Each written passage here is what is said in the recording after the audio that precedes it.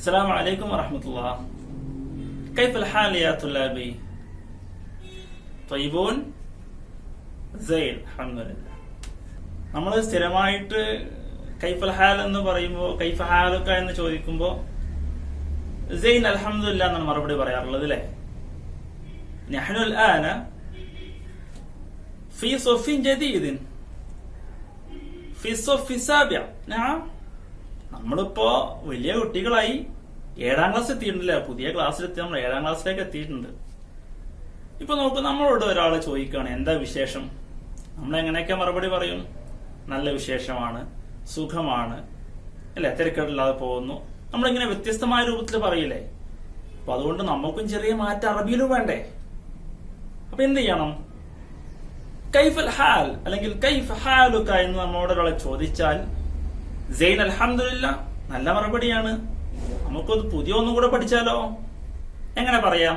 Tayyip അൽഹംദുലില്ലാ അല്ലെങ്കിൽ ബിഖൈർ അൽഹംദുലില്ലാ. ഓക്കെ, ഇങ്ങനെയൊക്കെ പറയാട്ടോ. നമ്മൾ പുതിയ പഠിക്കണ്ടേ? ഓക്കെ, അപ്പോ പുതിയ ക്ലാസ്സിലൊക്കെ എത്തി. ടെക്സ്റ്റ് ബുക്കൊക്കെ കിട്ടിയിട്ടുണ്ടല്ലോ അല്ലെ? അറബിക്കിന്റെ ടെക്സ്റ്റ് ബുക്കൊക്കെ കിട്ടിയിട്ടുണ്ടാവും. നിങ്ങൾ ടെക്സ്റ്റ് ബുക്ക് മറിച്ച് നോക്കിയിട്ടുണ്ടോ? ഒന്നാമത്തെ യൂണിറ്റ് എന്താണെന്നറിയോ? അറിയോ? എന്താണ്? Very good. ഒരാളെ പുസ്തകം മറിച്ച് നോക്കിയിട്ടുണ്ടല്ലോ, നല്ലത് നോക്കിയിട്ടുണ്ടാവും. എന്താണ്? التضحية. خذ الصفحة 8. خذ الصفحة رقم 8. 8ാമത്തെ പേജ് ഒന്ന് എടുക്കൂ. നല്ല മനോഹരമായ ചിത്രം കാണുന്നുണ്ട് അല്ലേ? മനോഹരമായ ചിത്രം കാണുന്നുണ്ട്. മൻ ഫി സൂറ? മൻ ഫി ഹാദിഹി സൂറ? ആരാണ് ചിത്രത്തിൽ കാണുന്നത്? അൽ ഉമ്മു വൽ ഇബ്നു. മാഷാഅല്ലാഹ്, മുംതാസ്, അഹ്സൻത. അൽ ഉമ്മു വൽ ഇബ്നു, അത് ചെറിയ കുട്ടിയല്ലേ? ഒന്നും കൂടി ചെറിയ കുട്ടിയല്ലേ? അപ്പോ ചെറിയ കുഞ്ഞിന് നമ്മൾ എന്താ പറയാ? അയ്വാ, എന്താണ്? ത്വയ്ഫുലുൻ അല്ലേ? മുംതാസ്, അതൊക്കെ വളരെ ഉഷാറാണല്ലോ, നല്ല ഉഷാറാണ്. ത്വയ്ഫുലുൻ. അപ്പൊ നമുക്ക് എങ്ങനെ പറയാം? ചിത്രത്തിൽ കാണുന്നത് ഫി സൂറത്തി അൽ ഉമ്മു വത്ത്വയ്ഫുലു. ഫി സൂറത്തി അൽ ഉമ്മു വത്ത്വയ്ഫുലു. ഉമ്മ എന്തോ അങ്ങനെ ചിന്തിക്കുന്നുണ്ട് അല്ലേ? ഉമ്മ എന്തോ ചിന്തിക്കുന്നുണ്ട്. അവിടെ ഇങ്ങനെ ഒരു ചെറിയ സിമ്പിൾ അടയാളം കൊടുത്തിട്ടുണ്ട് അല്ലേ? എന്താണത്? ചന്ദ്രക്കല കാണുന്നുണ്ട് അല്ലേ? നമ്മള് പെരുന്നാള് നോമ്പൊക്കെ ആകുമ്പോ നമ്മൾ മാസം കാണാനില്ലേ അല്ലേ? നമ്മളെല്ലാം അറബി മാസത്തിൽ ഓരോ മാസം നമ്മൾ മാസം കാണാറുണ്ട്. പക്ഷെ നമ്മൾ ശ്രദ്ധിക്കാറുള്ള അപ്പോഴാണ് അല്ലേ? ആ മാസം കാണുന്നതിൽ നമ്മൾ ചന്ദ്രൻ നോക്കുക ചെയ്യല്ലേ? നമ്മുടെ പെരുന്നാളൊക്കെ ആവുമ്പോ, നോമ്പൊക്കെ ആവുമ്പോ നമ്മൾ ആകാശത്ത് കാണുന്ന ചന്ദ്രൻ അത് പൂർണ്ണ ചന്ദ്രനാവോ? നല്ല വട്ടത്തുള്ള ചന്ദ്രനാവോ? ഇല്ലല്ലേ? ഒരു നൂല് പോലല്ലേ? അങ്ങനെ വട്ടത്തിലല്ലേ? ഒരു വളഞ്ഞിട്ട് നൂല് പോലല്ലേ? നമ്മള് തേങ്ങാപ്പൂള് പോലെ എന്നൊക്കെ പറയൂല്ലേ? അതിനെന്താ പറയാന്നറിയോ? എന്താ പറയാ? കമർ. കമർ എന്നുള്ളത് നമ്മൾ ചന്ദ്രൻ നമ്മൾ പൊതുവായി പറയുന്ന പേരാണ് കമർ. അറബിയില് ഈ ചെറിയ ചന്ദ്രന്, നമ്മളെ ബാലചന്ദ്രൻ, അതിങ്ങനെ വലുതായി നല്ല വട്ടത്തില് പൂർണ്ണ ചന്ദ്രൻ അല്ലെ? ഇങ്ങനെ ഓരോ ഘട്ടങ്ങൾക്കും ഓരോ പേരുകളുണ്ട്. എല്ലാം കൂടെ നമുക്കിപ്പോ പഠിക്കേണ്ട ആവശ്യമില്ല.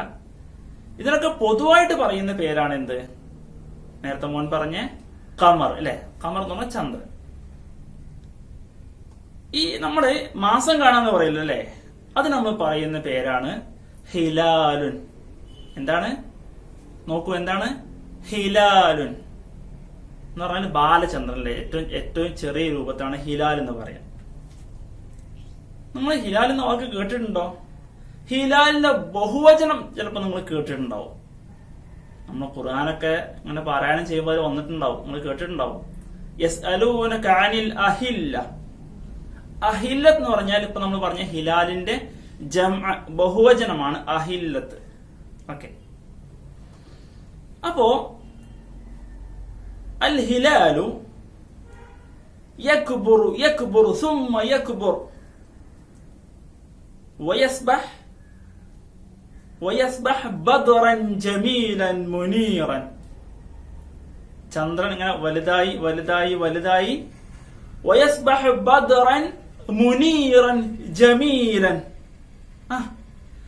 പൂർണ്ണ ചന്ദ്രൻ അല്ലെ, നല്ല ഭംഗിയുള്ള പ്രകാശത്തോടെ വെട്ടിത്തിളങ്ങുന്ന പൂർണ്ണ ചന്ദ്രൻ, ഭംഗിയുള്ള പൂർണ്ണ ചന്ദ്രനായി മാറുന്നു. 2 വാക്ക് പറഞ്ഞു അല്ലെ. ഹിലാലുൻ ഏറ്റവും ചെറുത്, ഹിലാലുൻ അതിങ്ങനെ വലുതായി പൂർണ്ണ ചന്ദ്രനായി നല്ല വട്ടത്തിലല്ലേ, പപ്പടം പോലെ വട്ടത്തിൽ നിൽക്കുന്നതിന് പറയുന്നത് എന്താണ്? ബദ്റുൻ. ഇതിനൊക്കെ നമ്മൾ പൊതുവായി പറയുന്ന പേരാണ് ഖമറുൻ. ഇപ്പൊ നോക്കൂ, ഇവിടെ ആ ഉമ്മ ചിന്തിക്കുന്നത് അവിടെ ചന്ദ്രനെ വരച്ചു കൊടുത്തിട്ടുണ്ട്. ചന്ദ്രൻ, ചെറിയ ചന്ദ്രൻ വലുതായി വലുതായി പൂർണ്ണ ചന്ദ്രൻ വരെ. എന്തായിരിക്കും ആ ഉമ്മ അവിടെ ചിന്തിക്കുന്നത്? മാദാ തഹ്ലുമുൽ ഉമ്മു ഔ മാദാ തുഫക്കിറുൽ ഉമ്മു? അയ്യോ, ആ ചെറിയ കുട്ടി അല്ലെ, ചെറിയ കുട്ടി ഇപ്പൊ ഹിലാലിന്റെ പോലെയാണ്. അതിങ്ങനെ വലുതായി വലുതായി വലുതായി, ഹിലാല് വലുതായി വലുതായി ബദറാകുന്നത് പോലെ ആ തുഫിലും വലുതായി വലുതായി വലിയ ആളാവില്ലേ. അപ്പൊ അതിനെ കുറിച്ച് ചിന്തിക്കാണോ? ആണോ? അയ്യവാ, മുംതാസ്, അതന്നെയാണ് അല്ലേ. Very good. അൽ ഉമ്മു തുഫക്കിറു അൻ തിഫ്ലി അല്ലേ, അല്ലെങ്കിൽ അൽ ഉമ്മു തഹ്ലുമു അൻ തിഫ്ലി. അപ്പൊ എന്താണ്, നമ്മളൊക്കെ ഉമ്മമാര് നമ്മളെ കുറിച്ച് സ്വപ്നം കാണുന്നുണ്ടാവും അല്ലേ? ഉണ്ടാവില്ലേ? നമ്മളെ കുറിച്ച് ചിന്തിക്കുന്നുണ്ടാവില്ലേ? ഉണ്ടാവും അല്ലെ. എല്ലാ മാതാപിതാക്കളും സദാസമയം അവരുടെ മക്കള് ഓരോ ദിവസവും വലുതായി വലുതായി വന്ന് വലിയ നിലയിലെത്തി കാണാൻ ആഗ്രഹിക്കുന്നവരാണ് എല്ലാ മാതാപിതാക്കളും അല്ലെ.